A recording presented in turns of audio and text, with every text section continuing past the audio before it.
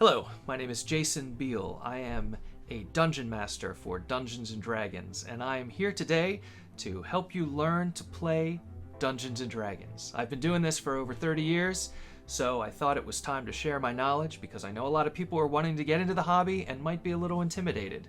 So without further ado, let's find out what Dungeons & Dragons is all about. Alright, what is Dungeons & Dragons? Dungeons & Dragons is a tabletop role-playing game where a group of players comes together and sits at a table and acts out a fantasy, usually set in a medieval fantasy world with, of course, dungeons, dragons, but also goblins, orcs, all sorts of fantasy creatures and fantasy scenarios, battles, wars. There's role-playing involved, there is exploration, there is obviously combat. Those are the three pillars of Dungeons & Dragons.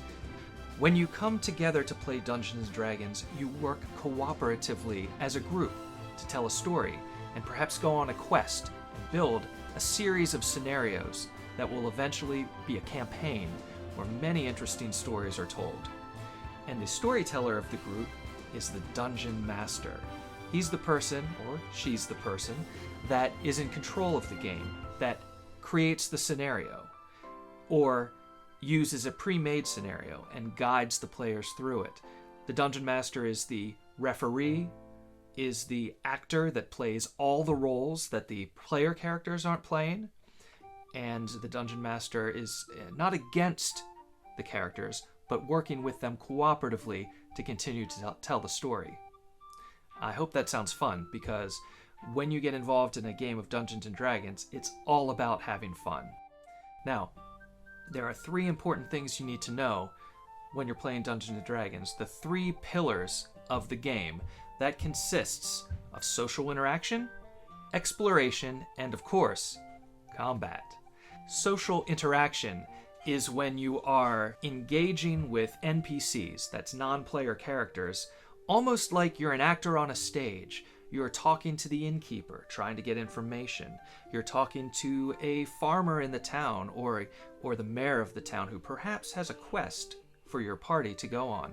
Now, social interaction can also be talking to a villain, trying to figure out if a person is a villain, if there's someone who's opposing you, getting information on them to perhaps be used later.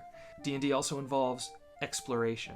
Exploration is when you go off on your quest, or perhaps you're exploring the town, or a wilderness, or a deep, dark dungeon or cave, looking for treasure, or perhaps magic. Exploration is the second pillar of Dungeons & Dragons, and when you're exploring, you could be exploring a new town, or a deep, dark dungeon that you found, looking for magic items, or perhaps gold and other treasures.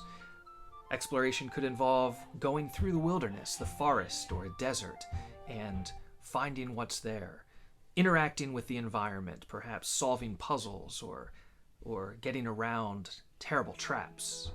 And lastly, but perhaps most importantly, the third pillar of Dungeons & Dragons is combat.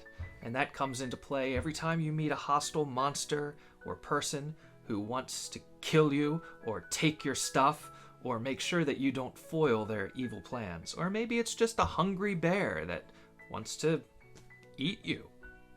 That can happen. How do you play Dungeons & Dragons?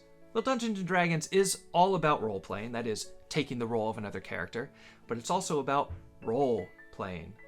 R-O-L-L. That means you're rolling dice. And most of the dice that you roll are going to be a 20-sided die. In D&D, we call that a D20. The whole game is based around the roll of a D20, and the system is very simple. Essentially, you roll a 20-sided die, you add a modifier to it against a target number, which is called the difficulty class, or DC. If the roll on your die equals or exceeds that number, you succeed in whatever you're trying to do.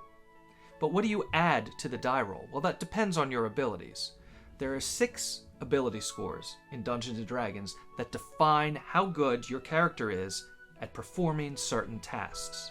Those abilities are Strength, which, of course, concerns how strong your character is and how athletic. Dexterity, which concerns how dexterous you are manually with your fingers, perhaps doing a delicate task like picking a lock. And it also takes into account your agility, your speed, and your ability to move quickly from one place to another, perhaps dodging attacks. Third is constitution. Constitution is how healthy you are, how buff. Perhaps it influences how much damage you can take before you're knocked out or killed, and how resistant you are to certain types of damage, such as poison. Your mental attributes include intelligence, which is obviously how smart you are. That's book learning, book knowledge, how much you actually know. They include wisdom, which tells you how in tune with your environment and how perceptive you are. And last, charisma, which is the force of your personality, how well you are able to interact with and influence other people. So, an example of how you might use these abilities. Let's say you're trying to climb a cliffside. Well, that uses a skill called athletics, which is tied to your strength. So, if you have a high strength, you're going to roll the d20. Your dungeon master might tell you, this is not a very difficult cliff, it's moderately difficult. So the DC, or difficulty class, to climb this cliffside is going to be 14.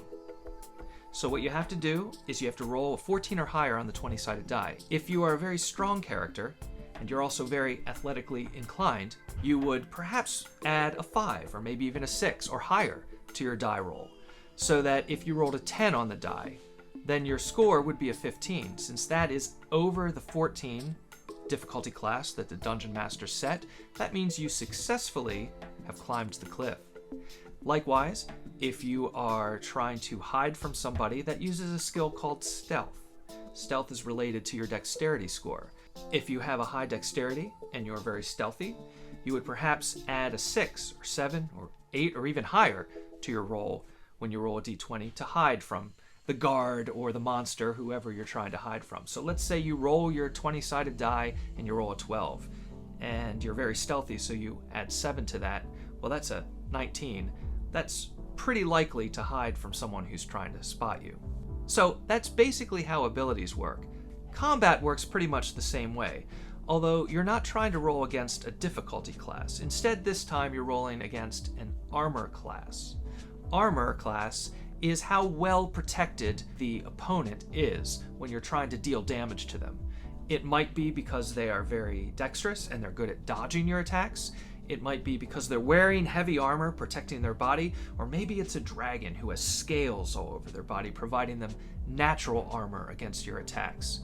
So you will roll an attack roll, and if you equal or exceed the armor class on that roll, after adding all your bonuses if you have any, then you will potentially do damage to the monster, perhaps even killing it. So, in a nutshell, that is how you play Dungeons & Dragons. There is a lot of more depth that we could go into, and we will in future videos, when we discuss what you add to your die roll specifically when you're trying to achieve certain things or attack in combat. We'll go into spell casting, we'll go into specific scenarios, and describe in more detail the different character classes and roles that you can take within the Dungeons & Dragons group that you're playing with. So for now, I'm going to say goodbye. This is Jason Beal. We'll be back soon with another video where we go into a little more depth, and until then, play some D&D.